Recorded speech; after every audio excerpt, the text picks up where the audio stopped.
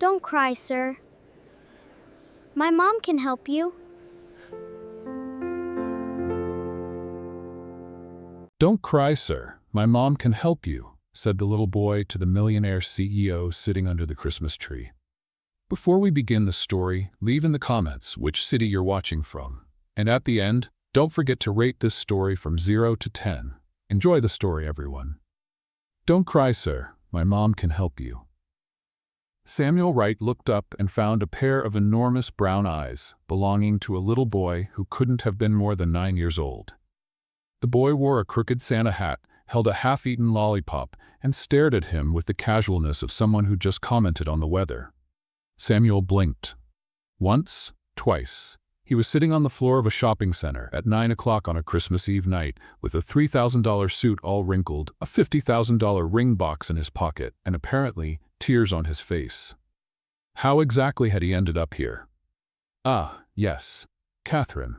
7 hours earlier, Samuel Wright was the most confident man in Manhattan. At 35 years old, he ran Wright & Associates, one of the largest real estate development companies on the East Coast. His apartment occupied the top floor of a building he himself had built. His car was an imported machine that turned heads everywhere it went. And that night, he was going to propose to the perfect woman. Catherine Sloan was the kind of woman who made sense on paper, a lawyer, elegant, from a traditional family. The kind of person who knew which fork to use at formal dinners and would never ever use the word cool to describe something.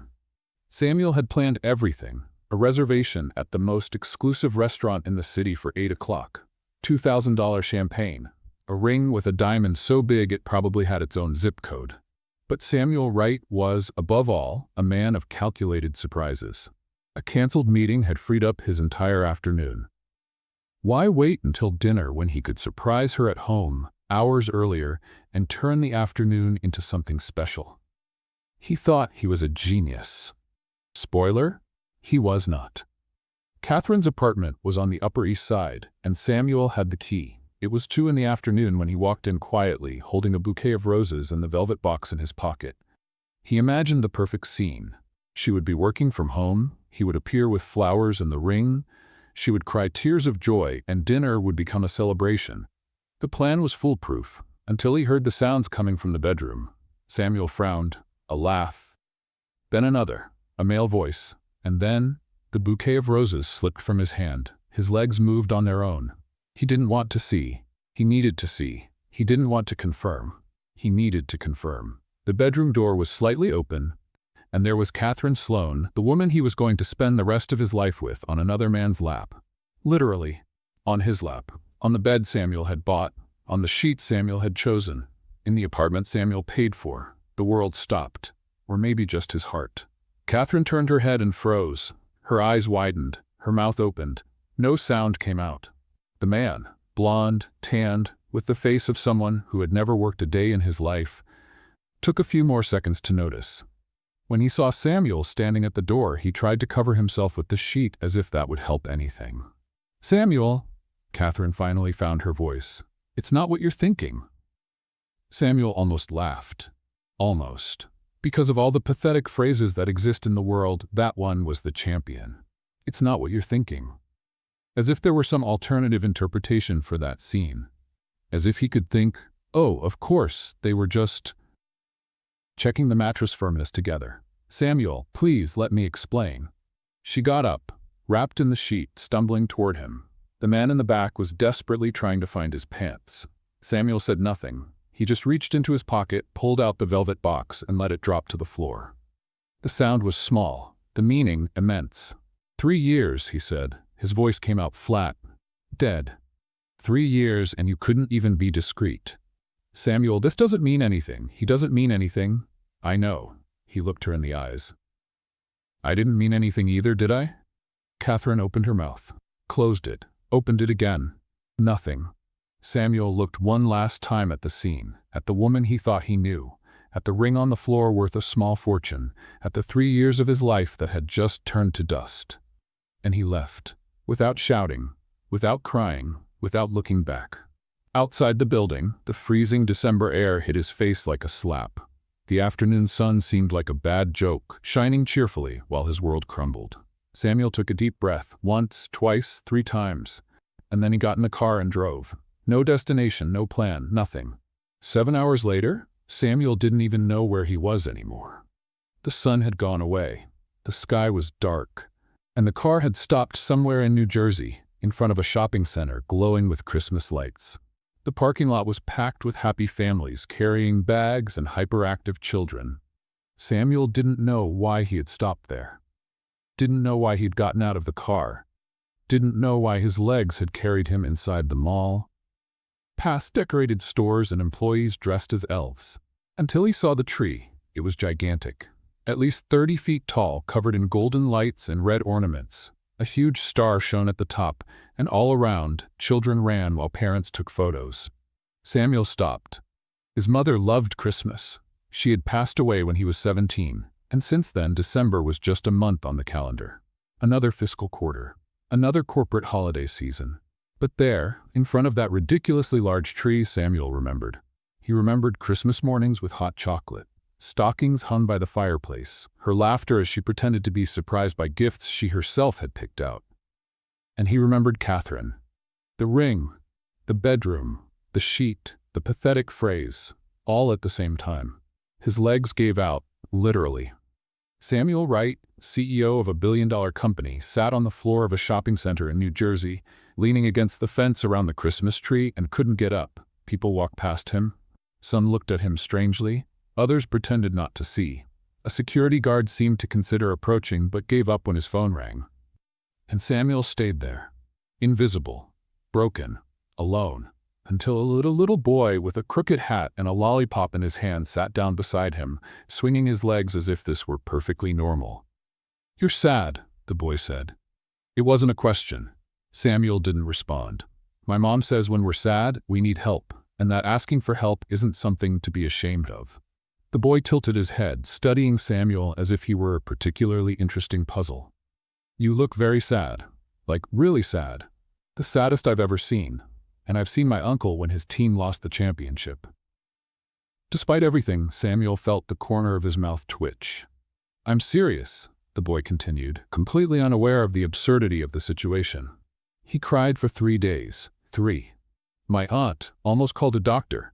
She thought he'd gone crazy. But it was just the football game." "That's quite a lot," Samuel managed to say. "Right? Adults are weird." The boy shrugged, biting his lollipop. "Like, the other day my mom cried because the coffee ran out. Coffee. She said it was the last straw, whatever that means. I think she was just thirsty." Samuel made a sound. Something between a sigh and a laugh. "But it's okay," Oliver continued, now smiling. "Don't cry, sir. My mom can help you. She helps everyone. She's like a superhero, just without a cape. Because a cape would get caught in her radio, and it would also be weird. Imagine a superhero with a name badge." Samuel looked at the boy. Really looked. "What's your name?" "Oliver. Oliver Bennett." He extended his sticky lollipop hand. "And you?" Samuel hesitated. Then, not knowing exactly why, he shook that sticky little hand. "Samuel." Oliver smiled. A huge, genuine smile, the kind Samuel hadn't seen in years. The kind that didn't want anything in return. "Cool, Samuel. Now wait here while I go get my mom. She'll fix it. She always fixes everything." And before Samuel could protest, the boy ran off, hat bouncing, shouting, "Mom! I found a sad man by the tree in the middle of the crowded mall." A lady passing by looked at Samuel with pity. A teenager pulled out his phone as if to film. A mall elf stopped handing out flyers to watch the scene. Samuel closed his eyes and leaned his head against the tree fence.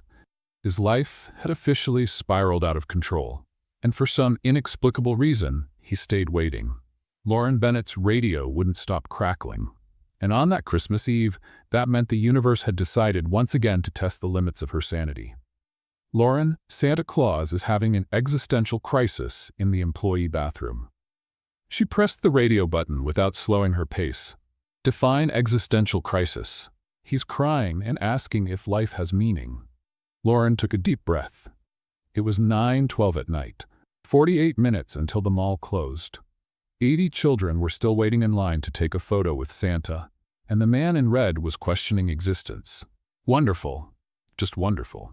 Tell him to drink some water and take deep breaths. I'm on my way." He also said he doesn't believe in the magic of Christmas anymore. Kevin, he's a hired actor. He doesn't need to believe. He needs to sit in the chair and go ho ho ho for another 45 minutes. Is that too much to ask? Silence on the radio. Kevin? He just said he's leaving. Lauren stopped in the middle of the hallway. A mother with a stroller almost bumped into her. A teenager dressed as an elf was looking at her with desperation from across the hall. And somewhere in that mall, 80 children were about to discover that Santa had abandoned his post. Christmas Eve. Of course. Why would it be easy? Hold him. Even if you have to bribe him, chocolate, coffee, money, whatever. I'll be there in 3 minutes. She started walking again, practically running, when she heard something that made her heart stop. Mom! Mom! I found a sad man by the tree! Oliver's voice echoed through the mall like a fire alarm. Lauren spun around so fast she almost twisted her ankle. Her 9-year-old son came running toward her, crooked Santa hat, lollipop in hand, smile of someone who just found treasure. Oliver Bennett. Her voice came out controlled, but inside, her heart was pounding. What did I tell you about talking to strangers? That I'm not supposed to. He stopped in front of her, breathless. But Mom, he was crying. And you said when someone cries, we help. Lauren closed her eyes for half a second. She had said that. Of course she had said that. Because she was the kind of mom who taught her son to have empathy, and now that empathy was creating impossible situations in crowded malls. Where is this man? By the big tree. Come on, come on! Oliver grabbed her hand and started pulling. Lauren let herself be led, the radio crackling on her belt, the list of problems growing every second. Santa in crisis, 80 children in line, son talking to strangers, and now, apparently, a man crying by the Christmas tree. Just another normal day in the life of Lauren Bennett. She saw him before she got close. Dark suit, impeccable Italian leather shoes, brown hair messy as if he'd run his hands through it about 50 times. And his eyes were fixed on nothing, as if he were present in body but absent in everything else. Lauren knew that look. She saw it in the mirror every day. That's him, Mom. Oliver pointed without any subtlety. The sad man. The man lifted his head. His eyes met hers, and for a moment, no one said anything. Lauren approached slowly, like someone approaching a wounded animal. Hi. She stopped about 3 feet away. Sorry about my son. He has the social filter of a door. Hey, Oliver protested. It's true, and you know it. The man Samuel, she would find out later, made a sound, something between a sigh and a laugh. He was kind. His voice came out hoarse, as if it hadn't been used in hours. He said you could help me. Lauren shot Oliver a look, and he smiled innocently. I said she was a superhero, the boy explained, just without a cape. Because a cape would get caught in her radio, Lauren completed, automatically. Exactly. Samuel looked from one to the other, clearly trying to process that dynamic. Do you always do this? Finish each other's sentences? Only when he gets me into strange situations. Lauren crossed her arms, but there was no harshness in the gesture, which happens with alarming frequency. Once a week, Oliver confirmed, proud. At least. The radio on her belt crackled again. Lauren, Santa came out of the bathroom. She pressed the button. Great, send him to the chair. He didn't go to the chair. He went to the parking lot. Lauren closed her eyes, counted to 3, opened her eyes. He what? He left, said he can't pretend to be happy anymore, and that he's going to become a yoga instructor in Arizona. Oliver's eyes widened. Santa is going to become a yoga instructor? He's not the real Santa, son. I know, Mom. I'm 9, not 5. He rolled his eyes with the drama of a teenager. But still, yoga? Lauren ignored her son and went back to the radio. Kevin, we have 80 children in line. What do I do with 80 children and no Santa? I don't know, Lauren. I handle the sound system. This is way above my pay grade. Everything is above your pay grade, Kevin. Everything. She released the radio button and stared at the mall ceiling, as if the decorative lights would offer some divine answer. They didn't. Samuel watched the scene in silence, something changing in his face, the apathy giving way to reluctant curiosity. Problems? He asked. Lauren let out a humorless laugh. Santa quit his job to find inner peace in Arizona. I have 80 children waiting and 0 solutions. So yes, problems. 80 children is quite a lot. It's a miniature crowd with Christmas expectations. It's basically a collective crying disaster waiting to happen. Oliver tugged at his mom's sleeve. Mom, what if the sad man became Santa? Lauren looked at her son, then at Samuel, then at her son again. Oliver, he's wearing a suit.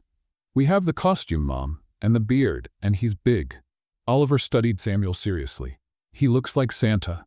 If you squint. Samuel raised his eyebrows. I look like Santa? If you squint? Oliver repeated. Like a lot.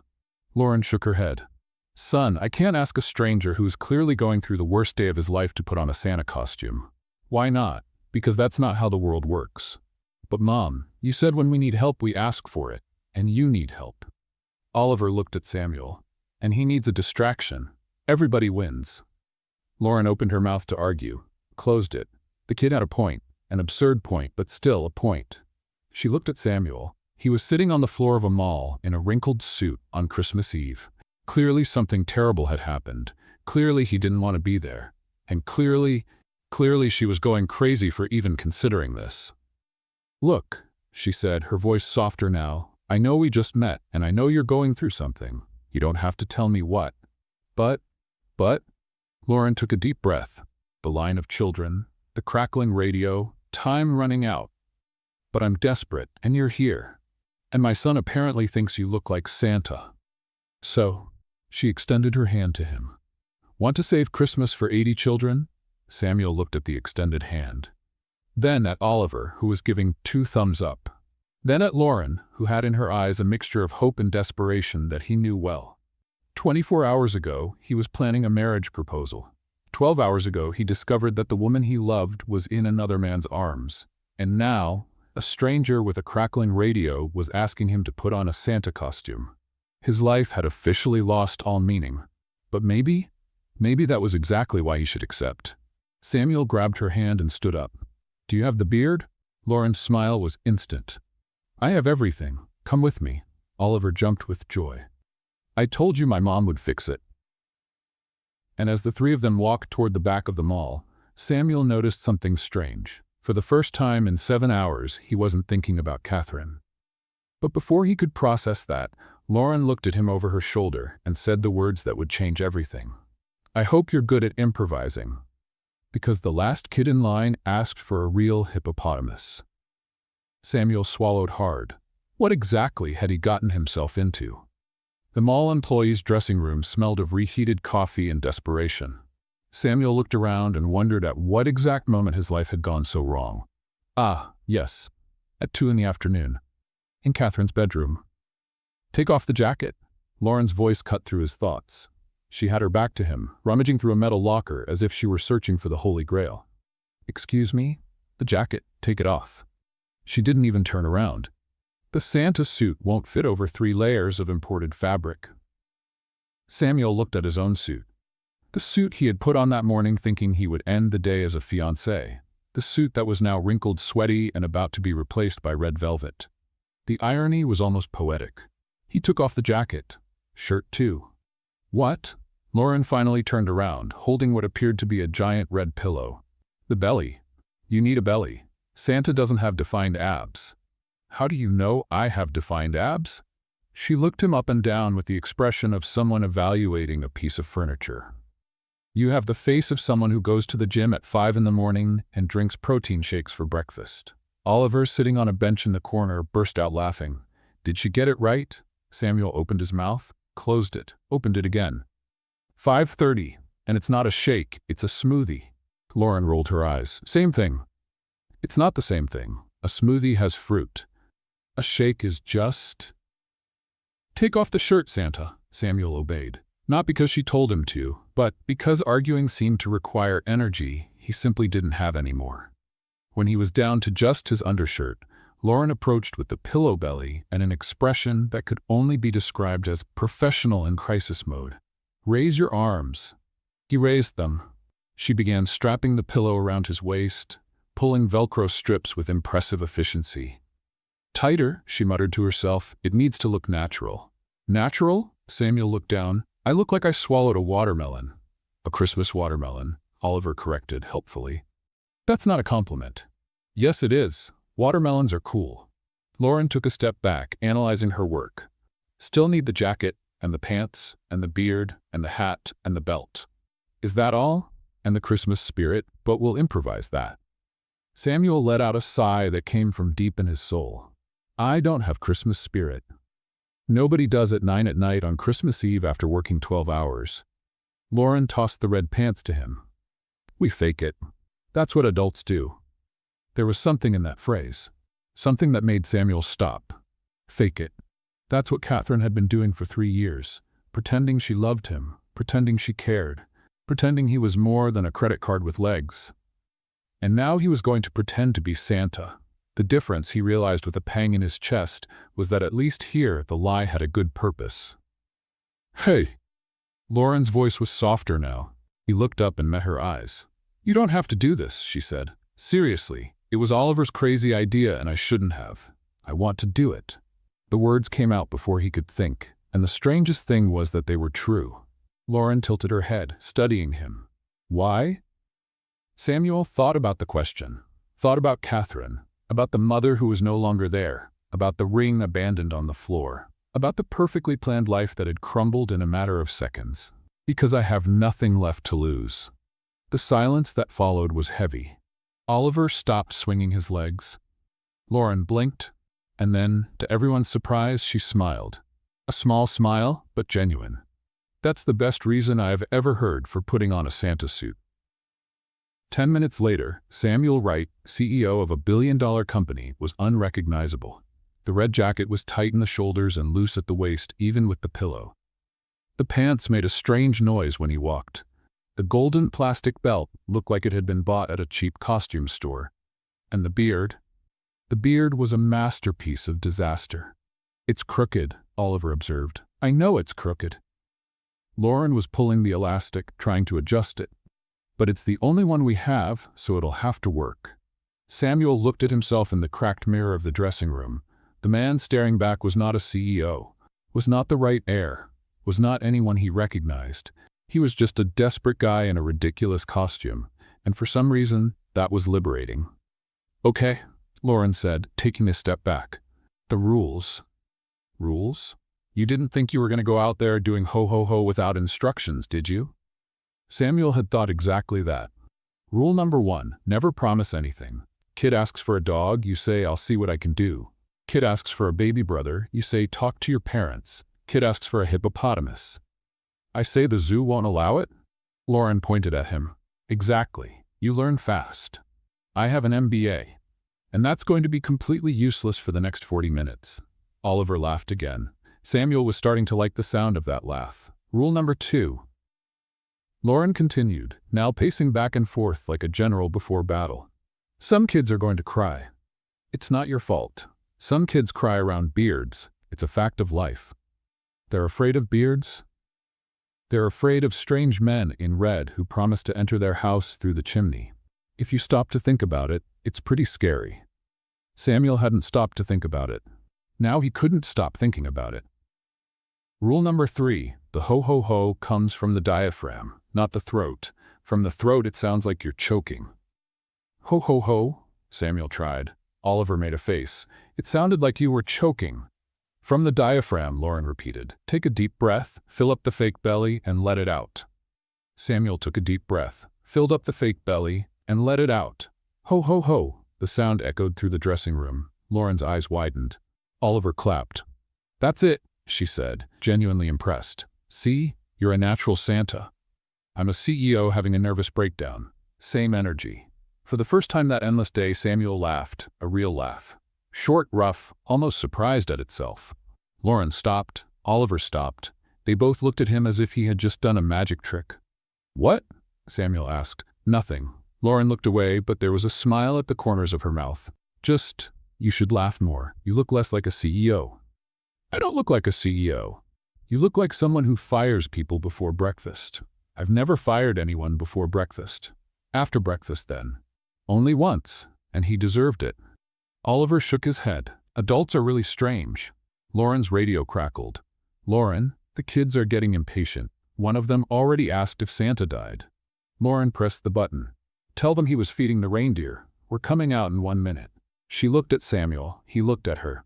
The beard was still crooked. The pillow had slipped a little to the left, and the hat was slightly crumpled. But his eyes were different, less empty, less lost. "Ready?" she asked. Samuel adjusted the beard, straightened the hat, put his hands on his padded waist. "No, but let's go anyway." Lauren smiled. That's the only possible attitude on Christmas Eve. She opened the dressing room door. The sound of the mall flooded in. Christmas music, children screaming, exhausted parents. Samuel took a deep breath. 80 children were waiting for him. 80 opportunities to mess everything up. 80 chances to fail spectacularly. But also 80 chances to make someone smile, and considering how the day had been so far, that was already more than he expected. "Oh, one last thing," Lauren said, holding the door. "What? The hippopotamus kid? Her name is Madison, and she bites." Samuel swallowed hard. "She what?" But Lauren was already walking, Oliver bouncing along beside her, and Samuel had no choice but to follow. Toward the chaos, toward the children, toward the strangest Christmas of his life.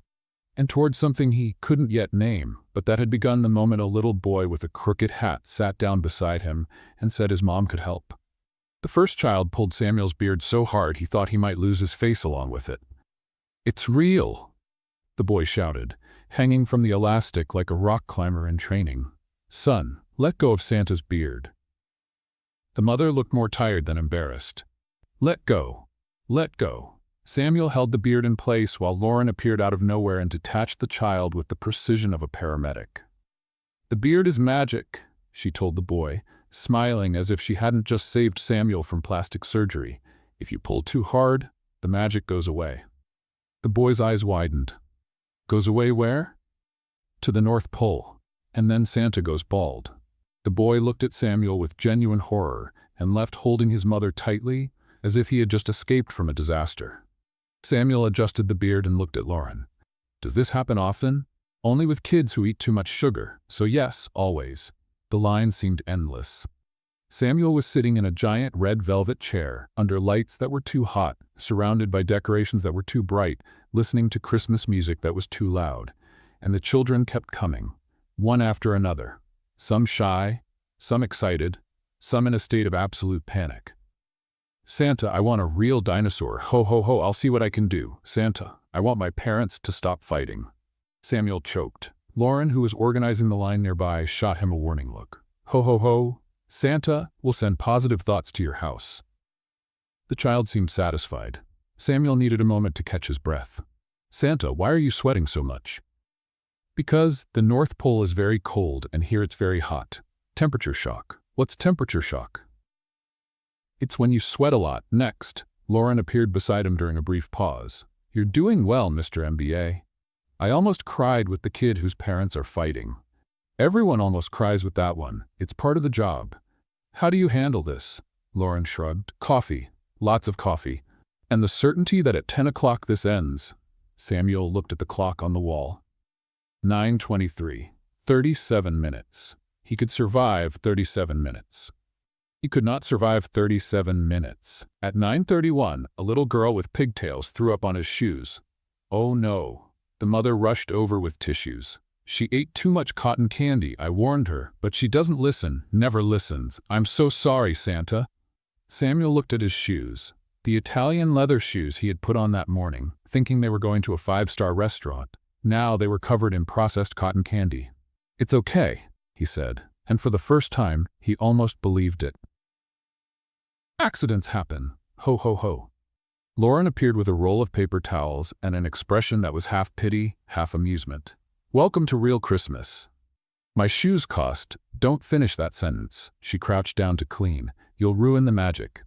Oliver appeared out of nowhere, holding a cookie. "Mom, Santa looks like he wants to cry." "Santa is having a personal growth experience," Lauren replied without looking up. "Give him the cookie." Oliver extended the cookie. Samuel accepted. "Thanks." "It's gingerbread. My mom made it." Samuel took a bite. The cookie was surprisingly good. "Your mom bakes well. Only cookies. She burns everything else." Oliver: "It's true, Mom. Last week you set a pancake on fire." "It was low heat." "Almost low heat." The alarm overreacted. Samuel almost choked on the cookie from laughing so hard. At 9:42, Madison arrived. Samuel recognized her immediately because Lauren tensed up beside him and muttered, "Here she comes," as if announcing a hurricane. Madison was 6 years old, had red hair, freckles, and a look that clearly said she knew she was the most dangerous person in that line. Santa. She stopped in front of him with her arms crossed. Last year I asked for a pony and you didn't bring it. Samuel looked at Lauren. Lauren made a gesture that clearly meant you're on your own. Ho ho ho, ponies are complicated to transport in the sleigh. You have reindeer. Reindeer are bigger than ponies. Yes, but reindeer fly and ponies don't. Then teach the pony to fly. Samuel opened his mouth, closed it, opened it again. Ponies can't learn to fly. You've never tried. Madison tilted her head. You're a very limited Santa. Out of the corner of his eye, Samuel saw Oliver hiding his laughter behind his hands. Lauren had turned her back, her shoulders shaking. This year I want a hippopotamus, Madison continued. And before you say you can't, I did research. Baby hippos only weigh about 90 pounds. That's less than my grandma. I don't think size is the problem. What's the problem then? Hippos are wild. They bite. Madison smiled. A smile that showed she was missing a front tooth. So do I. Samuel believed her. How about a stuffed hippopotamus? He tried. Soft, cuddly, doesn't bite back. Stuffed hippos are for babies. They're for smart people who want to keep all their fingers. Madison considered this for a moment. How many fingers does a hippo eat per day? A lot. How many is a lot? All the ones it can get. Another moment of consideration.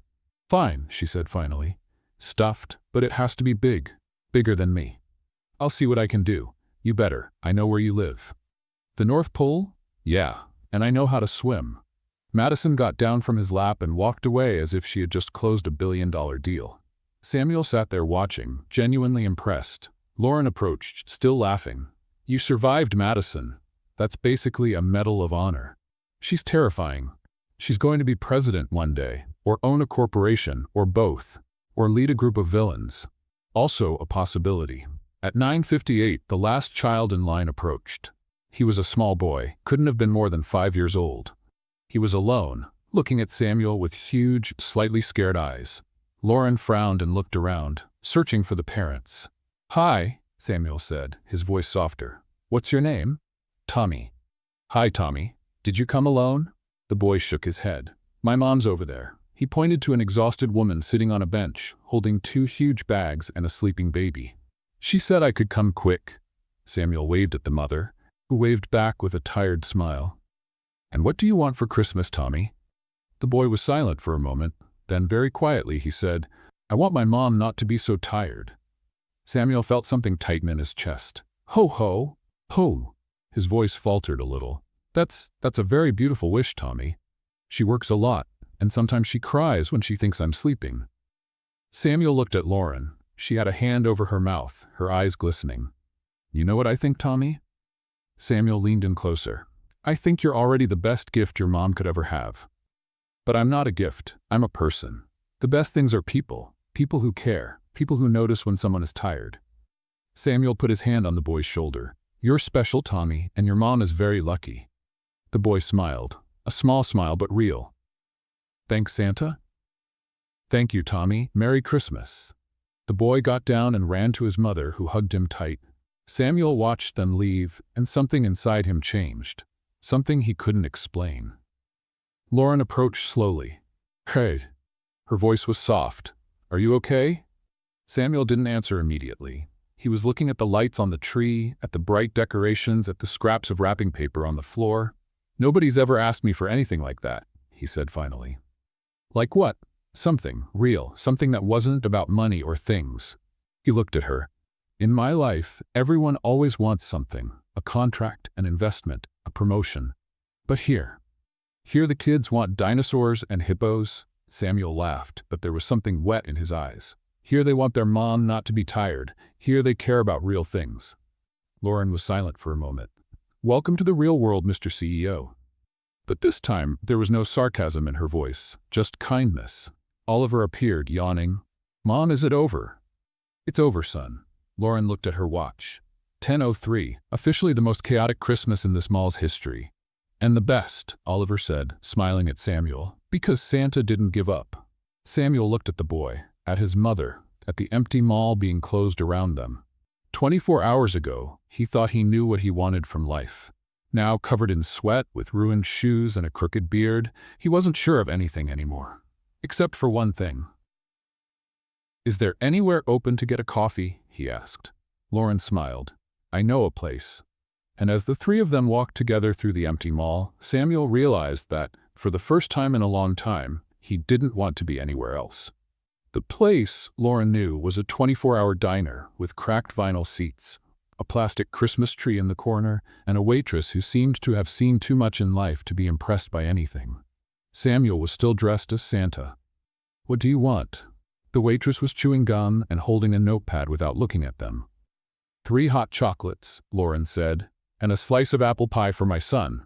With whipped cream," Oliver added. "With whipped cream," Lauren confirmed. The waitress finally looked up. Her eyes stopped on Samuel, on the red outfit, on the crooked beard hanging around his neck, on the belly pillow that had slipped to the side. "Rough day, Santa?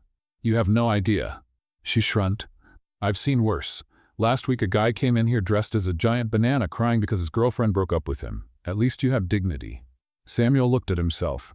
Crooked pillow, hanging beard, ruined shoes. Dignity is a strong word. The waitress almost smiled. "3 hot chocolates. Be right back." They settled into a booth in the back. Oliver on his mother's side, Samuel facing the two of them. "You can take off the beard, you know," Lauren said. "Your shift is over." "Oh." Samuel pulled the elastic and freed his face. "I forgot I was still wearing it." "You forgot you had a giant white beard on your face? It's been a long day." Lauren laughed, a short, tired laugh, but genuine. "It has." Oliver was already almost asleep, his head resting on his mother's shoulder. The pie arrived, and he perked up for exactly 3 bites before dozing off again. Samuel observed the scene. The mother adjusting her son, the boy trusting her completely. The naturalness of it all. Something tightened in his chest. "You're a good mother," he said without thinking. Lauren looked up, surprised.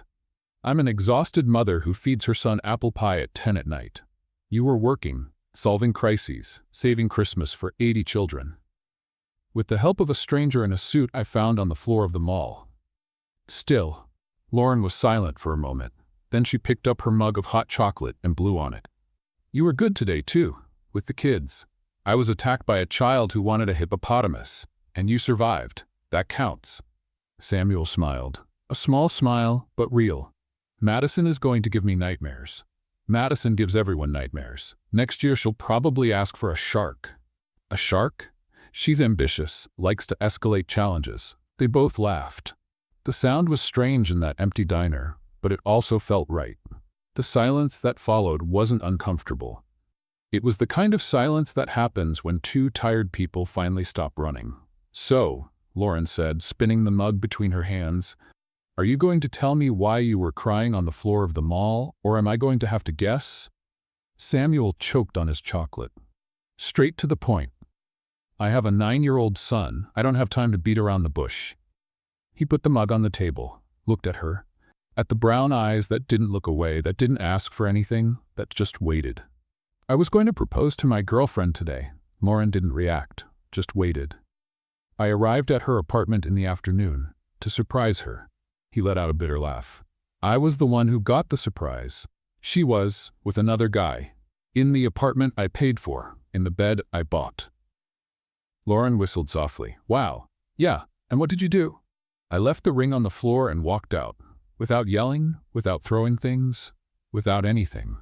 Lauren tilted her head, studying him. "That's either very mature or very repressed. I can't tell which. Probably both." She laughed. So did he. "So you drove all the way to New Jersey to cry under a Christmas tree?" "I didn't plan it. It just happened. The mall was a place I used to go with my mom when I was a kid, before he stopped, before she passed." Lauren's face softened. "How long?" 18 years. I was 17. "I'm sorry. Thank you." He spun the mug. Christmas was her favorite time. After she was gone, it became just another day, just another obligation, just another corporate holiday season. Until today? Samuel looked at Oliver sleeping, at Lauren holding the mug, at the plastic tree in the corner. Today was different. Lauren was silent for a long moment. Then she sighed. Oliver's dad left when he was 2. Samuel looked up. He woke up one day, said he wasn't ready to be a father, and disappeared. No warning, no explanation, Just gone. He doesn't keep in touch. He sent a birthday card once with the wrong name. He wrote Oscar instead of Oliver. Samuel didn't know whether to laugh or cry. Oscar? Oscar. Lauren shook her head. He couldn't even remember his own son's name. What did you do with the card? Used it to light the grill. Samuel laughed, a surprised, genuine laugh. Seriously? Best ribs I ever made.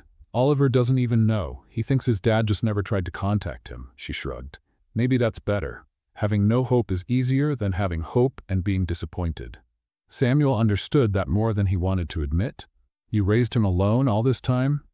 Me and my mother. She helps when she can. But yes, basically alone. Work, school, homework, doctor, dentist, everything. And you still save Christmas for 80 children. And I still save Christmas for 80 children. She smiled, but there was tiredness there. Someone's got to do it, right? It doesn't always have to be you. Lauren looked at him with a strange expression. That's the first time anyone's ever said that to me. It's true. I know. It's just... She paused. No one's ever offered to help before. Everyone just expects me to handle it. I'm offering. You've known me for 3 hours. And in those 3 hours, you made me put on a Santa suit, face a child who wanted a hippopotamus, and almost lose my shoes to a girl who ate too much cotton candy. Lauren laughed. Technically, you did lose the shoes. Technically, yes, he smiled. What I'm trying to say is, you helped me today, without knowing me, without asking for anything. Maybe I can return the favor. Her eyes glistened, but she didn't respond. Oliver stirred on the seat, yawning. Mom? Are we still at the diner? Still here, son. You can sleep a little more. Is Santa still here? Samuel smiled. Still here. Oliver opened one eye, then the other. He looked at Samuel with that impossible sincerity of children. Are you going to spend Christmas alone? The question caught Samuel off guard. I don't know. Probably. Oliver frowned, then looked at his mother. Mom, can he spend Christmas with us? Lauren's eyes widened. Oliver. He doesn't have anyone, Mom. You saw? He was crying by the tree. Oliver sat up straight, now fully awake. Grandma always says Christmas is for not leaving anyone alone, and he saved Christmas for the kids. He deserves not to be alone too. Lauren looked at her son, then at Samuel, then at her son again. Samuel raised his hands. Look, I don't want to intrude. You have your family, traditions. Do you like turkey? Oliver interrupted. What? Turkey? Christmas turkey. Do you like it? Yes. And pumpkin pie? Yes. And Christmas music? Depends on the song. Oliver nodded, satisfied. He passes the test, Mom. Lauren was looking at Samuel with an expression he couldn't decipher. Amused? Embarrassed? Something more? Oliver, we can't just invite strangers to family Christmas. He's not a stranger, he's Samuel. He was Santa, and he made you laugh. Lauren opened her mouth, closed it. When did I laugh? Several times. I counted. 7 times. Oliver crossed his arms. You never laugh 7 times in a day, Mom. Never. The silence that followed was charged. Samuel felt he should say something, but didn't know what. Lauren looked at him, studied his face for a long moment. My mother is going to interrogate you, she said finally. Samuel blinked. Is that a yes? That's a warning. She's going to ask about your job, your income, your intentions, your zodiac sign, and probably your blood type. I'm O positive. She's going to love that. It's the universal type. Lauren sighed, but there was a smile there. Fine. You can come. Oliver pumped his fist in the air. Yes. But, Lauren raised a finger, you bring the dessert. It's tradition. Whoever comes from outside brings the dessert. Done. And you can't show up dressed as Santa. Agreed. And if my mother asks how we met, the official story is that you're a coworker. Not I found you crying on the floor of the mall? Definitely not that. Samuel extended his hand across the table. Deal. Lauren shook his hand. The touch lasted a second longer than necessary. Deal, Mr. CEO. Oliver was looking from one to the other with a smile that knew more than it should. Mom? What? I like him. Lauren released Samuel's hand quickly, her cheeks slightly red. Go to sleep, Oliver. I'm just telling the truth. The waitress brought the check. Samuel grabbed it before Lauren could react. I'll pay. You don't have to. You gave me a Santa job and a Christmas invitation. The least I can do is pay for 3 hot chocolates. Lauren rolled her eyes but didn't argue. When they left the diner, the cold December air hit them. Oliver huddled against his mother, half asleep on his feet. And now? Lauren asked, adjusting her son. Are you going back to Manhattan this late? Samuel looked at his watch. Almost 11 at night. 2 hours on the road. Going back to what? An empty apartment full of memories of a life that no longer existed? No, I'll find a hotel around here. Lauren frowned. A hotel? On Christmas Eve? Everything will be booked. I'll manage. Samuel, you're wearing a Santa suit with ruined shoes, smelling like hot chocolate and desperation. Thanks for the summary. I'm just saying this might not be the best time to go looking for a hotel. Samuel smiled, a tired smile but genuine. Lauren, relax. I really am a CEO. She crossed her arms. You're still going with that story? It's not a story. It's the truth. He pulled his phone from his pocket, the phone that had been put away during his entire Santa shift. Wright and Associates, one of the largest development companies on the East Coast. You can look it up. Lauren grabbed her own phone, typed, waited. Her eyes widened. Samuel Wright, CEO. She looked at him, looked at the phone, looked at him again. That's you? That's me. You're, like, actually rich? I had a $50,000 ring in my pocket this afternoon. Lauren was silent for a long moment. And you agreed to wear a tight Santa suit and go ho ho ho ho for 80 children? I did? Why? Samuel thought about the question, about the Christmas tree.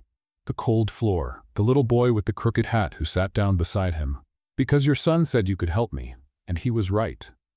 The silence that followed was different from all the others that night. Oliver, half asleep, murmured, I told you he was nice, Mom. Lauren shook her head, but there was a smile there. A confused, surprised smile, but real. All right, Mr. Billionaire CEO, go find your hotel. I'm not a billionaire, just a millionaire. Oh, of course. Sorry, what a huge difference. Samuel laughed. Tomorrow I'll bring the dessert. What's the address? Lauren dictated the address. Samuel saved it on his phone. Noon? She asked. Noon. They stood looking at each other for a moment, the steam of their breath rising in the cold air, Christmas lights blinking somewhere behind them. Good night, Lauren. Good night, Samuel. She turned and started walking with Oliver leaning on her. Hey, Samuel called. She stopped, looked over her shoulder. Thank you for everything. Lauren smiled. Thank you for not giving up. And as she walked away, Oliver waved sleepily over his shoulder, and Samuel stood in the diner parking lot, still dressed as Santa, with ruined shoes and a heart that was strangely lighter. He grabbed his phone and searched for the nearest hotel. 5 stars. Suite available. Reservation confirmed. Some things money could solve. But what had happened that night, that was priceless. And tomorrow would be Christmas. The first Christmas in 18 years that Samuel Wright was genuinely looking forward to. The Bennett house was on a tree-lined street of row houses, with Christmas lights hanging from porches and plastic snowmen in the yards. Samuel parked his car, an imported sedan that looked completely out of place there, and stared at the address on his phone. This was it, a 2-story house with exposed brick, a wreath on the door, and the unmistakable sound of chaos coming from inside. Samuel took a deep breath. He looked at the passenger seat, where a white cardboard box held the dessert he had bought at 7 in the morning at the only fancy bakery in New Jersey that was open on Christmas. $300 in French pastries. He didn't know if it was too much or too little. Didn't know the protocol. Didn't know anything about family Christmases, because the last 18 years had been corporate dinners and silent apartments. His phone vibrated. You've been out there for 5 minutes. My mother is watching through the window. Samuel looked up. A curtain moved on the 2nd floor. How do you know I've been here for 5 minutes? Oliver is on lookout on the porch. He has a stopwatch.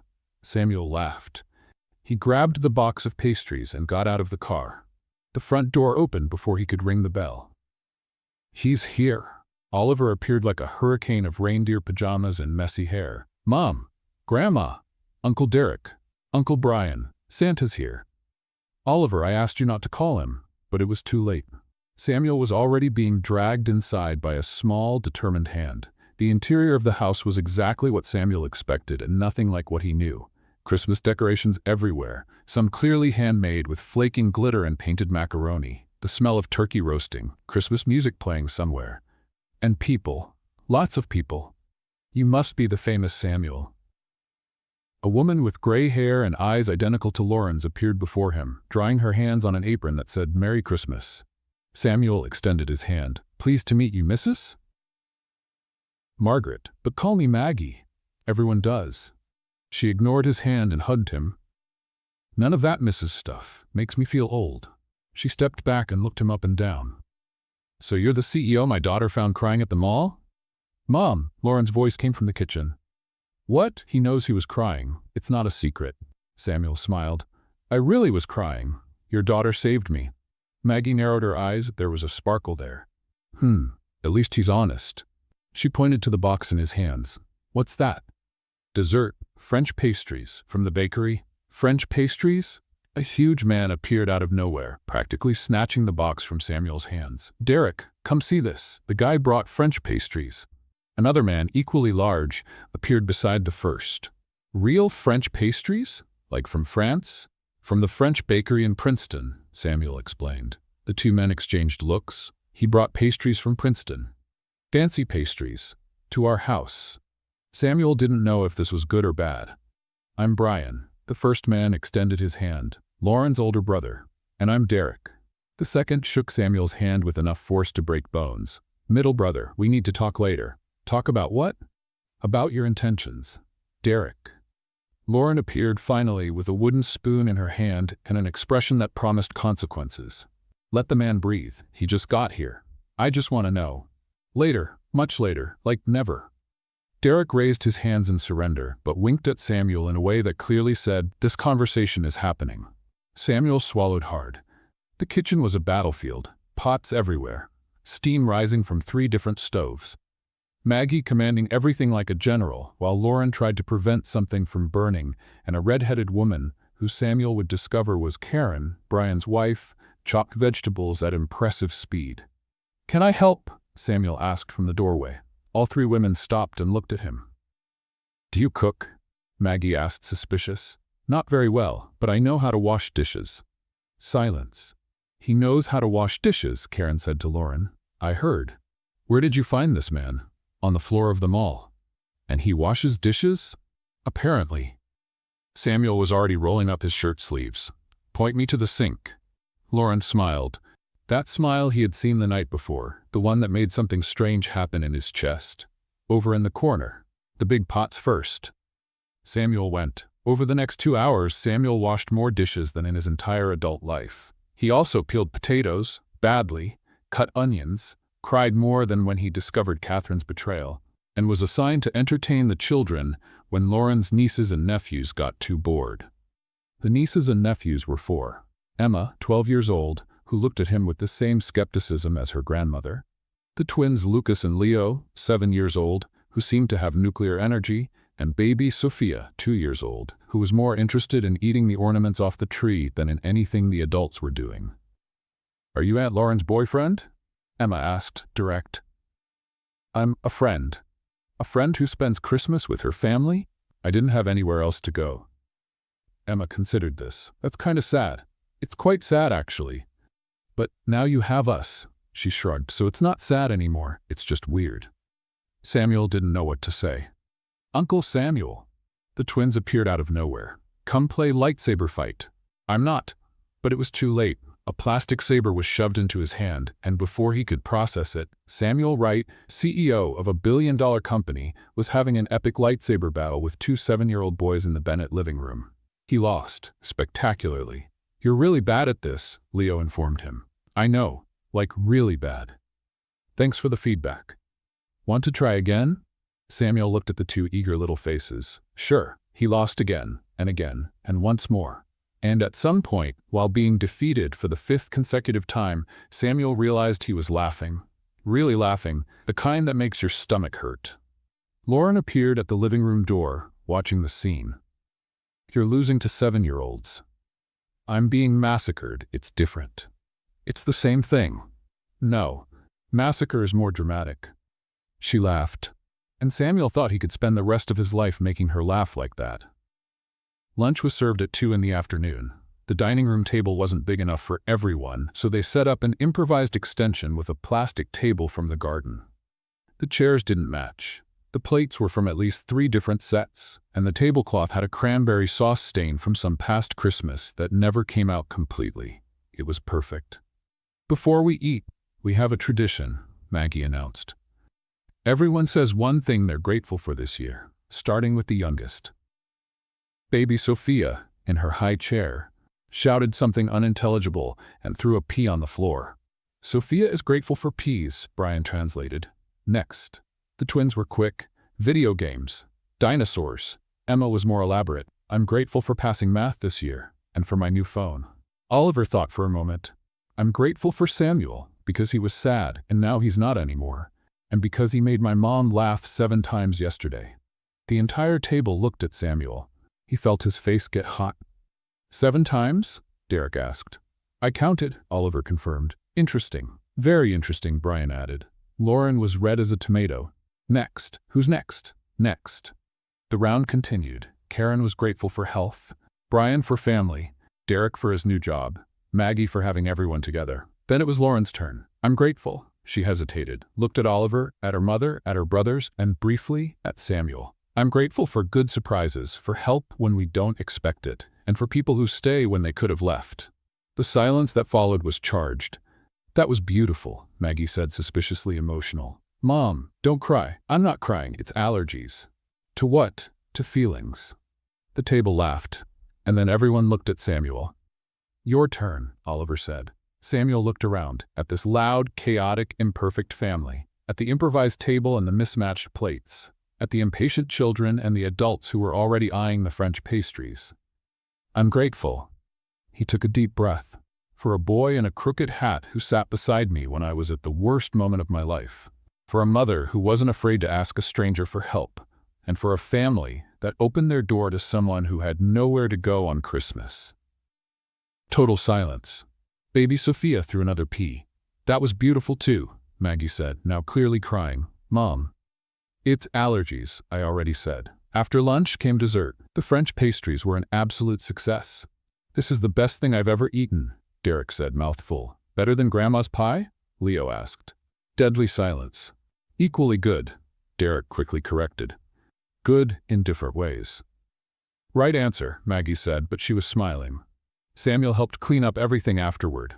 Washed more dishes, dried plates, put things in the wrong places until Lauren gently redirected him. You don't have to do all this, she said quietly, while they were putting away the leftovers. I want to. Why? Samuel thought about the question, about his house in Manhattan, where employees did everything and he never touched a sponge, about corporate dinners where everything was perfect and nothing was real, because it makes me feel like part of something. Lauren didn't respond, but her hand touched his briefly before picking up another container. The day went on. The adults had scattered around the living room in various stages of food coma. The children were watching a Christmas movie on the carpet.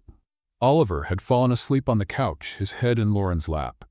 Samuel was sitting in an armchair in the corner, watching everything. Not what you expected, huh? Maggie sat in the armchair next to him, holding a mug of tea. No, Samuel admitted. It's better. She studied him for a long moment. Lauren told me about you. About yesterday. What did she tell you? That you were lost. That you agreed to help without asking for anything in return. That you made Oliver laugh. Maggie took a sip of tea. She doesn't laugh much, you know. My daughter. She's been carrying the world on her shoulders since that useless man left. She's incredible. I know she is. I raised her. Maggie leaned closer. But she's also fragile, even if she doesn't seem like it. If you're going to hurt her, I won't. Everyone says that. I know, but I'm saying it for real. Maggie stared at him for a long moment, then nodded. Okay, I believe you. She stood up. For now. For now is fair. And Samuel? Yes? Welcome to the family, at least for Christmas. She left before he could respond. Samuel stayed there, in the armchair, looking at that living room full of sleeping people and children hypnotized by the movie. And for the first time in 18 years, Christmas didn't hurt. Quite the opposite. It healed. When it was finally time to leave, it was past 9 at night. Oliver woke up just to hug Samuel. You'll come back, right? I need to go to Manhattan tomorrow. I have work, meetings. Oliver's little face drooped. But you'll come back someday? Samuel looked at Lauren, not knowing what to answer. Actually, Lauren hesitated for a second, then continued. We have a New Year's Eve party here. Nothing fancy, just the family, food, fireworks in the backyard that Derek almost always sets something on fire with. Hey, that was only once, Derek protested from the couch. It was 3 times, Brian corrected. The fence recovered. Lauren ignored her brothers and looked at Samuel. If you want to come, we'd like that. We? Samuel asked, a smile forming. Lauren rolled her eyes. Fine, I would like it. Happy now? Oliver pumped his fist in the air. Yes, he's coming back. He hasn't answered yet, son. Samuel pretended to think for a moment, just to see Lauren's expression. Let me see. New Year's Eve alone in my apartment in Manhattan, or New Year's Eve with you watching Derek set the fence on fire? The fence has been fixed. I'll come, Samuel said, smiling. I'll definitely come. Oliver hugged his leg tightly. You're the best Santa in the world. Oliver, don't call him. It's okay, Samuel said, messing up the boy's hair. I like it. Samuel said goodbye to everyone. Shook hands, received hugs, survived the threatening looks from Derek and Brian, and promised Maggie he would return. At the door, Lauren walked him out. Thank you for coming. Thank you for inviting me, he smiled. For Christmas and New Year's Eve. Oliver would be sad if he didn't come. Just Oliver? Lauren bit her lip, trying to hide her smile. Maybe not just Oliver. Maybe. That's the most you're going to get for now, Mr. CEO. I'll take it. They stood looking at each other for a moment, the cold air between them, the Christmas lights blinking on the porch. Samuel wanted to say more, do more, but it was too soon, too fast. Good night, Lauren. Good night, Samuel. Drive safe. I'll text you when I get there. You better. He walked to the car, opened the door, looked back one last time. She was still at the door, arms crossed against the cold, the smile still on her face. Samuel waved. She waved back. And as he drove through the Christmas-lit streets back to Manhattan, Samuel realized that for the first time in a long time, he had something to look forward to. Not a meeting, not a contract, not an obligation. A loud family in New Jersey, a boy in a crooked hat, and a woman who laughed 7 times in a day when she was near him. His phone vibrated on the passenger seat. Lauren, Oliver is already asking how many days until New Year's Eve. Tell him it's 6. He said that's too long. I agree with him. The 3 dots appeared, disappeared, appeared again. Me too. Samuel smiled at his phone like a teenager. 6 days. He could barely wait. Samuel's apartment was on the top floor of a building in Manhattan. Panoramic view of the city, designer furniture, absolute silence. He opened the door and stopped. He had forgotten how empty this place was. Not empty of furniture. There was too much furniture, actually, but empty of life. Of mess, of children's laughter and Christmas music and the smell of turkey roasting. Samuel left his keys on the entryway console and walked through the living room. His steps echoed on the marble floor. 24 hours ago, he was losing a lightsaber battle to 7-year-old twins. Now he was alone in an apartment that felt like a museum. Mr. Samuel? He turned around. Rosa, the housekeeper who had worked for him for 8 years, was standing at the kitchen door with a surprised expression. I wasn't expecting you so early. I thought you'd stay at the hotel until New Year's.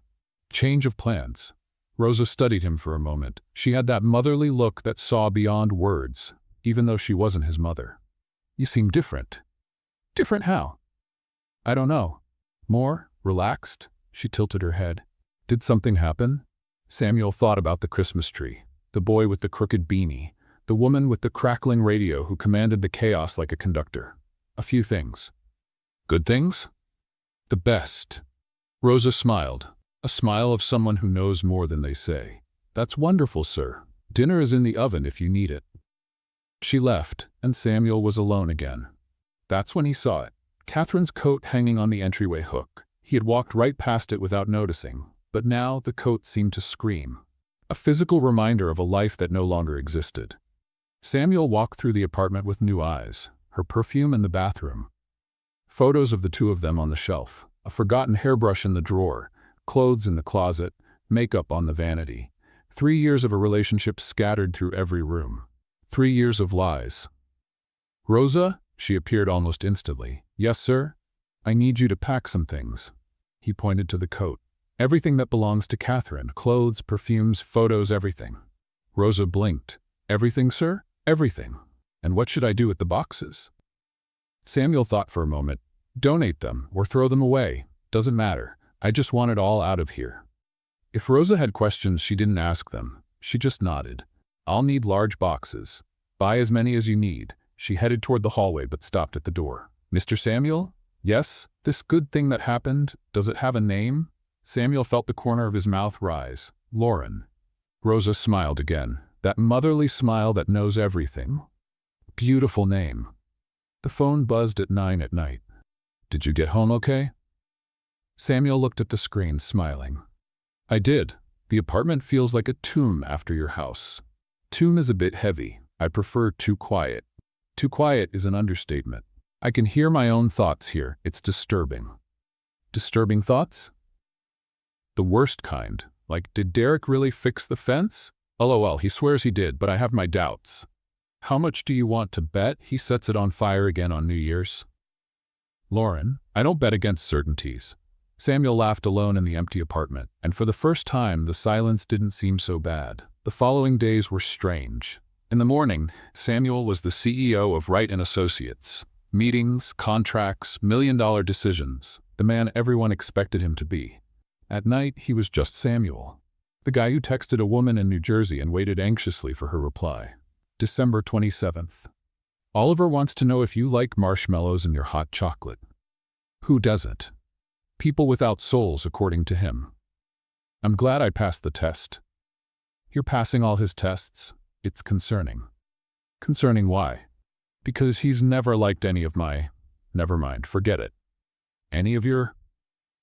Forget it. How was your day? Samuel smiled at his phone. She had almost said boyfriends. He stored that information like a treasure. December 28th. The first video call happened by accident. Lauren called when Samuel was at the office, thinking it was a regular call. Her face appeared on the screen, hair tied back, no makeup, clearly exhausted from work. Oh, sorry, I pressed the wrong button. Don't hang up, she stopped. No, I like seeing you. The silence that followed was charged. Lauren looked away, but Samuel saw the smile. Are you at the office? I was just leaving. Your desk is very organized. Is that a compliment or a criticism? An observation. People with overly organized desks scare me. You should see my apartment. Is it worse? Rosa organizes everything by color. Who's Rosa? My housekeeper. She's worked for me for 8 years. She's basically my second mother. Lauren was silent for a moment. You have a housekeeper. I have a housekeeper. Who organizes your things by color, and by size, sometimes by season. Lauren started to laugh, a genuine laugh, the kind that made Samuel want to record it and listen to it again. Our worlds are very different, Mr. CEO. I know, but I like your world better. She stopped laughing. Her eyes met his through the screen. Samuel. Mom, who is it? Oliver's voice invaded the call. A second later, his face appeared, pushing Lauren aside. Samuel, hi. Hi, Oliver. Are you in New York? Is it cool? Are there a lot of buildings? Have you seen Spider-Man? Oliver, Spider-Man isn't. Haven't seen him yet, Samuel interrupted, but I'll keep an eye out. Oliver nodded, satisfied. If you see him, take a picture. Nobody at school believes he exists. Deal. Lauren gently pushed Oliver away. Go finish your homework. But I want to talk to Samuel. You can talk to him on New Year's. That's 3 days away, and it'll take even longer if you don't finish your homework. Oliver made a dramatic pout but obeyed. Before leaving the screen, he shouted, Bye, Samuel! Don't forget the Spider-Man picture. I won't forget. Lauren came back to the screen, shaking her head. Sorry, he's intense. He's amazing. He's exhausting. That too. She laughed again. And Samuel thought he could spend hours like this, just watching her laugh. December 29th. The video calls became routine. In the morning, quick messages. At night, calls that lasted hours. Samuel discovered that Lauren hated waking up early, loved iced coffee, and had a secret collection of cheesy romance novels that she read in hiding. If you tell anyone, I'll deny it. Your secret is safe with me. I'm serious, Samuel. My mom thinks I only read self-help books. Why does she think that? Because I told her that. The romance novels are too corny. I'm not gonna judge. You're already judging. I'm finding it adorable. She rolled her eyes, but she was smiling. Samuel discovered other things too. That she worked too much and slept too little. That she worried about Oliver more than herself. That she was afraid to dream big because life had already disappointed her too many times. And the more he discovered, the more he wanted to know. December 30th. Rosa finished packing Catherine's things. 12 boxes. 3 years of a relationship fit into 12 boxes. All done, sir. The donation people will pick them up tomorrow. Thank you, Rosa. She looked at him for a long moment. You seem happier. This Lauren must be special. She is. Then don't mess it up. Samuel laughed. I'll try. December 30th, night. The video call lasted 3 hours. Lauren was lying in bed, the phone propped on the pillow. Samuel was on the couch, the apartment silent around him. I should sleep, she said, but didn't hang up. Me too. Tomorrow you're coming. Tomorrow I'm coming. Oliver has already asked 47 times what time you're arriving. You counted? He counted. He's keeping a spreadsheet. Samuel laughed. A spreadsheet? He learned on the school computer. Now he makes spreadsheets for everything. How many times I say no, how many times I let him have dessert, how many times you get mentioned in conversation. I have my own category? You have your own tab. Samuel's heart did something strange. Lauren? I'm so glad your son sat next to me that night. Silence. When she spoke, her voice was softer. Me too. They stayed silent for a moment. It wasn't uncomfortable. It was the kind of silence that happens when two people don't need words. Good night, Samuel. Good night, Lauren. He ended the call. The apartment was silent, but Samuel was smiling. Tomorrow was New Year's Eve. Tomorrow he would see her again. And for the first time in a long while, Samuel Wright could hardly wait for the next day. Samuel parked the car in front of the Bennett's house with the trunk so full he could barely see through the rearview mirror. Maybe he had overdone it. Maybe. Oliver was the first to appear, running across the porch before Samuel even got out of the car. He's here. Mom, Grandma, everyone. Samuel's here. I heard, son. The entire neighborhood heard. Lauren appeared at the door, arms crossed, but with a smile she was clearly trying to hide. Samuel got out of the car and waved. I need help with some stuff. Some stuff? Lauren looked at the trunk. Samuel, what did you? He opened the trunk. Bags. Lots of bags, gift-wrapped boxes, an absurd amount of things. Lauren went silent. Oliver's eyes went wide. Is all of this presents? It's just a thank you for Christmas. Samuel. Lauren walked closer, her voice low. This is too much. It's just a thank you. There's a box over there that's bigger than Oliver. Technically, it's smaller. I measured. You measured? Derek appeared on the porch, beer in hand. What's going on out here? Samuel brought presents, Oliver informed, practically vibrating with excitement. Presents? Brian appeared beside his brother. What kind of presents? The entire trunk. The two brothers exchanged looks. He's trying to buy us, Derek said. Definitely, Brian agreed. Pause. Is it working? Totally. The two came down from the porch to help carry everything. The gift distribution happened in the living room with the whole family gathered. Samuel had done his research. He had paid attention to every conversation, every detail mentioned at Christmas, and he had used that information strategically. For Maggie, a set of professional cookware that she had mentioned wanting someday. Samuel, this is... Maggie held the box with teary eyes. It's too much. It's just cookware. It's a 12-piece set. Is it allergies again, Grandma? Oliver asked. Yes, it's allergies. For Derek, a complete barbecue kit with every accessory imaginable. Dude. Derek looked at the box like it was treasure. This is... Dude. Now you can stop using that broken spatula, Brian teased. That spatula has history. That spatula has tetanus. For Brian and Karen, a gourmet basket with imported wines and cheeses. He brought cheese I can't pronounce, Karen said to Lauren. Where did you find this man? I have a lot of contacts. Really? Really. For the twins, 2 educational robotics kits that they immediately started assembling in the middle of the room, scattering pieces everywhere. For Emma, professional headphones from the brand she had mentioned wanting forever. How did you know? Emma asked, for the first time looking at Samuel without suspicion. You mentioned it at Christmas lunch? You remember what I said at lunch? I pay attention. Emma looked at Lauren. You can keep him, Auntie. Lauren choked. For baby Sophia, a giant plush unicorn that was bigger than her. Sophia hugged the stuffed animal and didn't let go for the rest of the day. For Oliver, a telescope, a real one, professional. Oliver was silent for so long that Lauren got worried. Son, are you okay? Mom. His voice was a reverent whisper. I'm going to be able to see the stars, for real. I know, son. The stars, Mom. He jumped on Samuel with so much force he nearly knocked them both down. Thank you, thank you, thank you, thank you. Samuel laughed, hugging the boy back. You're welcome, but you'll have to teach me how to use it. I'll teach you. I'll teach you everything. And finally for Lauren, Samuel had saved this box for last, smaller than the others, wrapped with more care. This isn't necessary, she said, but took the box anyway. Open it. She opened it. Inside were two things. The first, a book. A rare first edition of Pride and Prejudice, her favorite novel, which she had mentioned once in passing during a video call. The second, a small velvet box. Lauren looked at Samuel, eyes wide. Calm down, it's not what you're thinking, he said quickly, hands raised. Open it. She opened the little box, a delicate gold necklace with a heart-shaped pendant, and inside the heart, engraved in small letters, a single word, family. Lauren went silent. For a long moment, she just looked at the necklace, then at the book, then at Samuel. Samuel, you said it was your favorite book when you were a teenager, he pointed to the necklace. And you also said that family was the most important thing to you, that it was all you ever wanted to give Oliver. I mentioned that one time. I pay attention. Lauren blinked. Once, twice. Her eyes were shining. You're unbelievable, she said, her voice breaking. Thank you? It's a compliment.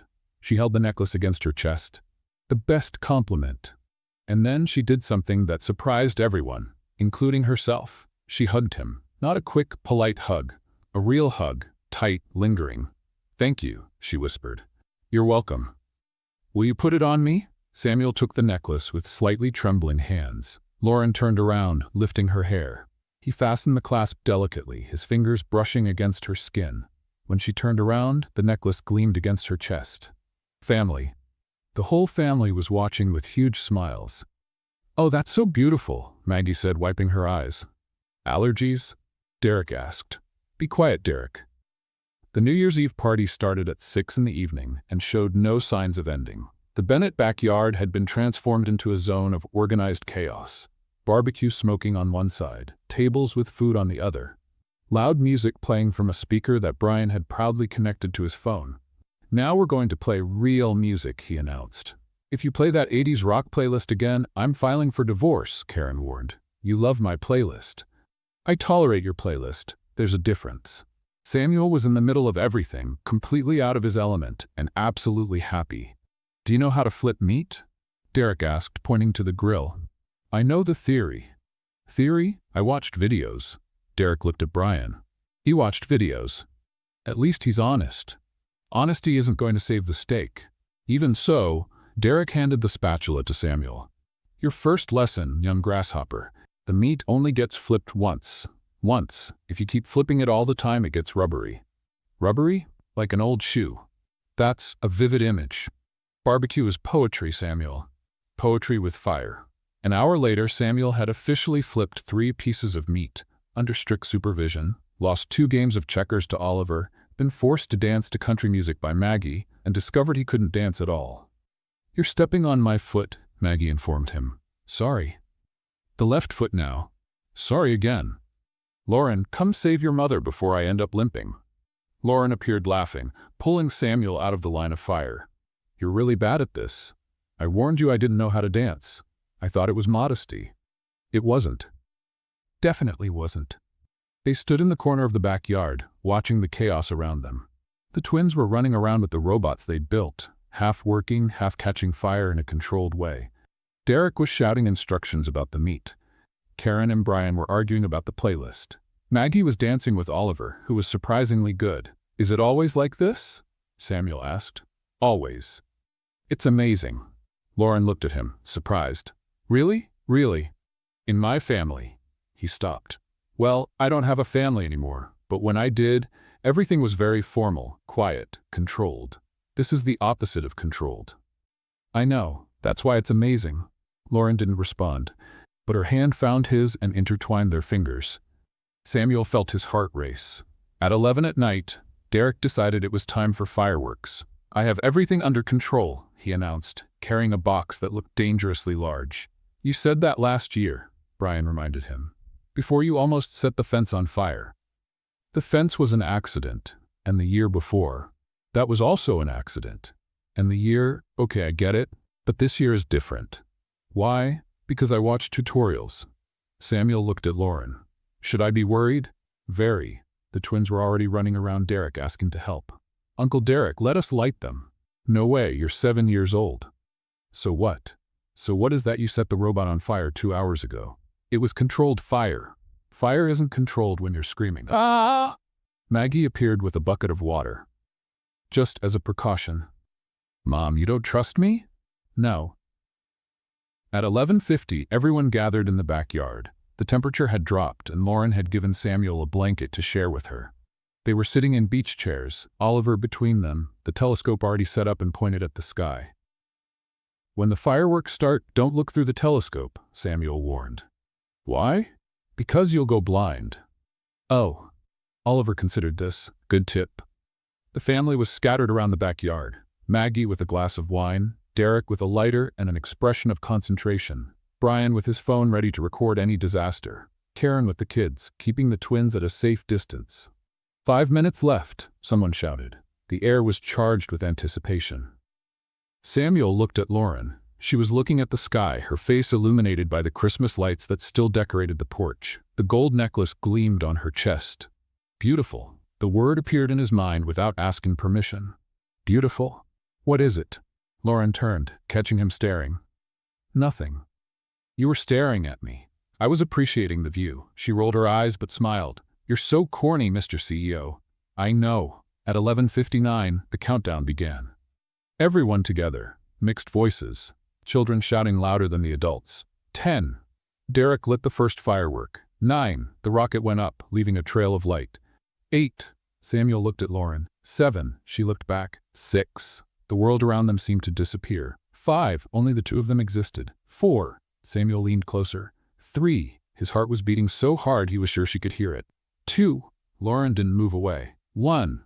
Happy New Year, and Samuel kissed her. Right there in the middle of the backyard, with fireworks exploding in the sky, with the whole family around, with every possible excuse not to do it. He kissed her, and she kissed him back. The kiss lasted 3 seconds, or 3 hours. Samuel couldn't tell. When they separated, the world came back into existence, and the world was applauding. I knew it, Oliver shouted, Jonik jumping from his chair. I knew it, I knew it, I knew it. Finally, Derek yelled. That's my boy. Brian raised his beer. I'm not crying, Maggie said, clearly crying. It's just the smoke from the fireworks. There's no smoke, Grandma, Oliver corrected. Allergies then?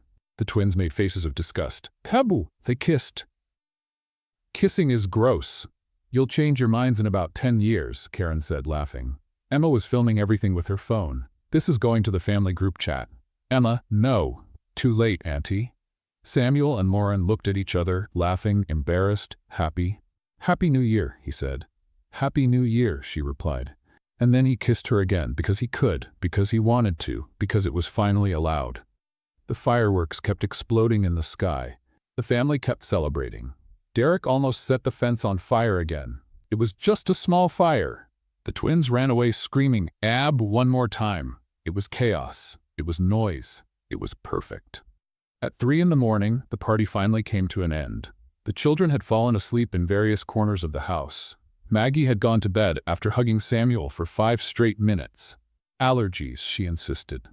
Derek and Brian were in the backyard, putting out the last remnants of the small fire on the fence.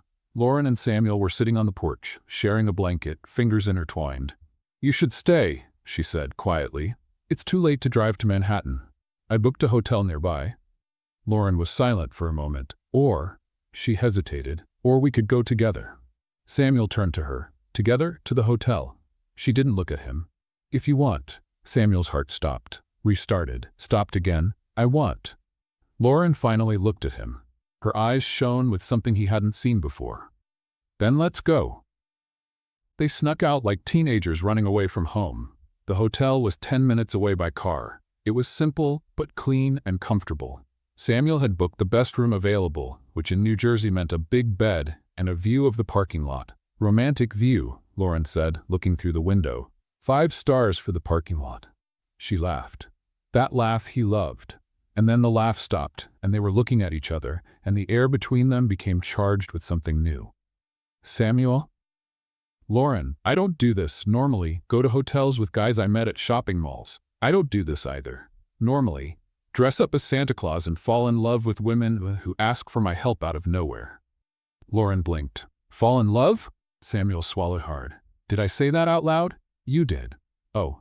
Silence. Me too, she said, so quietly he almost didn't hear. I'm falling in love. With you. Samuel felt the world spin. And then they kissed again. This time without fireworks, without the family watching, without children screaming, ew. Just the two of them. The rest of the night belonged only to them. Samuel woke up with the sun coming through the window and a warm weight on his chest. Lauren was sleeping there, her head on his shoulder, her hair spread across the pillow, her expression calmer than he'd ever seen. The gold necklace gleamed softly against her skin. Family. He kept looking at her for a long moment. A week ago, he was alone, on the floor of a shopping mall, thinking life was over. Now he was here. With her. Lauren's phone buzzed on the nightstand. She stirred, mumbled something unintelligible, and went back to sleep. Samuel reached over and saw the message on the screen. Mom, is Samuel going to be my stepdad? Samuel smiled. Maybe not yet, but for the first time he could imagine a future where that answer was yes. And that, more than anything, was the best start to the year he could ask for. 4 months, 120 days, thousands of messages, hundreds of video calls, and every Friday, the same ritual. Either Samuel drove to New Jersey, or Lauren and Oliver took the train to Manhattan. At first it seemed crazy. 2 hours apart. 2 completely different lives. 2 worlds that had nothing in common. But it worked. In New Jersey, Samuel had become part of the furniture at the Bennett house. Maggie didn't even ask anymore if he was coming for Sunday lunch. She simply set an extra plate. Derek had stopped asking threatening questions and started asking for investment advice. Brian now called him brother-in-law, even without any marriage. And Oliver had gotten his own room in Manhattan. Rosa had helped decorate. Glow-in-the-dark stars on the ceiling, planet posters on the walls.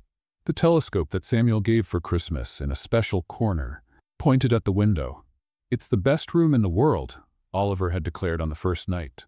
But don't tell Grandma I said that. The 2 worlds had blended in a way no one expected. But that seemed inevitable. May arrived, bringing flowers, sunshine, and Mother's Day. Maggie's house was fuller than ever.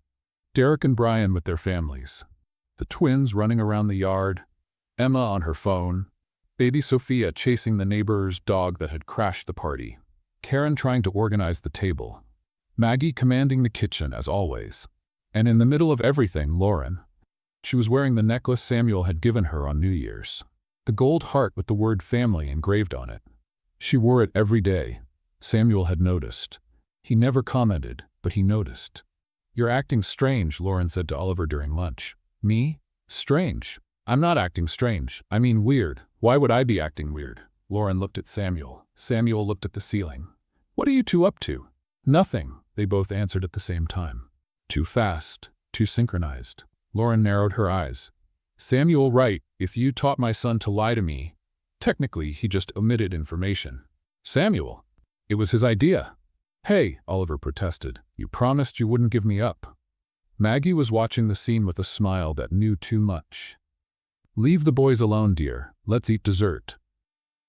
After lunch, everyone gathered in the living room. It was a Mother's Day tradition.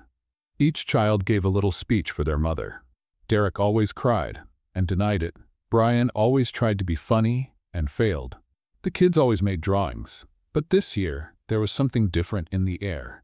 Oliver was sitting very quietly, very well behaved, which was absolutely suspicious. Okay, Lauren said. Spill it. What's going on? Samuel took a deep breath, looked at Oliver. The boy gave a discreet thumbs up. This was it. Samuel stood up. The entire room went silent. I'm not very good with words, he began. I mean, I'm good with contracts and reports, but this is different. Very different, Oliver whispered. Oliver, let him speak. Maggie scolded, but she was smiling. Samuel looked at Lauren, at the brown eyes he had seen for the first time that Christmas night, when she appeared with a crackling radio and her world falling apart. 5 months ago, I was at the worst moment of my life, sitting on the floor of a shopping mall, thinking everything was over. And then a boy with a crooked beanie sat down next to me and said his mom could help me. Oliver smiled proudly. He was right. You helped me, Lauren. Not because you tried to fix me, but because you saw me, really saw me. And even so, you stayed. The room was in absolute silence. Even baby Sophia had stopped making noise. You're the most amazing mother I've ever known. You work too much, sleep too little, worry about everyone, and still find time to laugh, to make Oliver laugh, to make me laugh.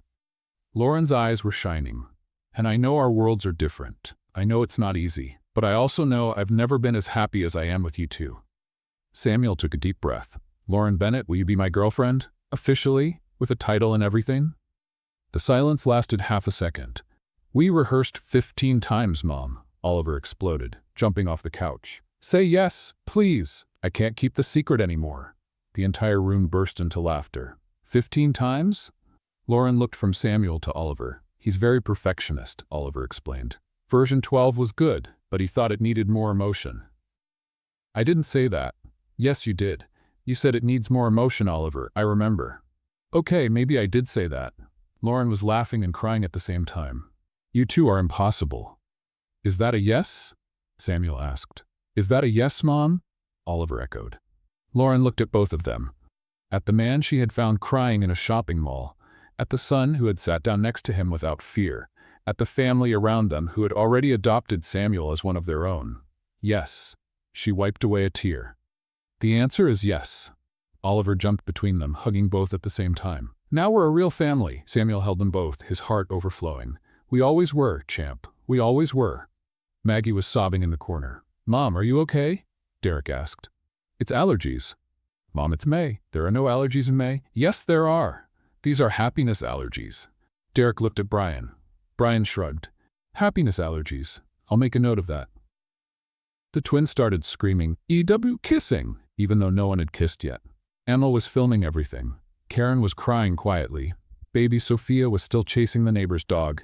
It was chaos. It was noise. It was perfect. That night, after everyone had gone and Oliver had finally fallen asleep, Samuel and Lauren sat on the porch of Maggie's house, their hands intertwined, the silence comfortable. Thank you, Lauren said softly. For what? For showing up. For staying. For choosing us. Samuel squeezed her hand. You chose me first. I just had the good sense to accept. Lauren rested her head on his shoulder. Oliver is already planning the wedding, you know. I know, he sent me a spreadsheet. A spreadsheet? With dates, locations, and a guest list. Apparently Spider-Man is confirmed. Lauren laughed. That laugh Samuel loved. And there, on that simple porch, in a noisy house in New Jersey, Samuel Wright understood a truth that had taken him 35 years to learn. Family isn't where you're born. It's who chooses to stay. And he had chosen to stay, forever. The end. And if you watched until the end, tell me in the comments, what was your favorite scene from this story?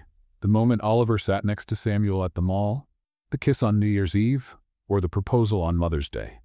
On a scale of 0 to 10, what would you rate this story? Don't forget to subscribe to the channel and turn on notifications to receive more heartwarming stories like this one. See you next time.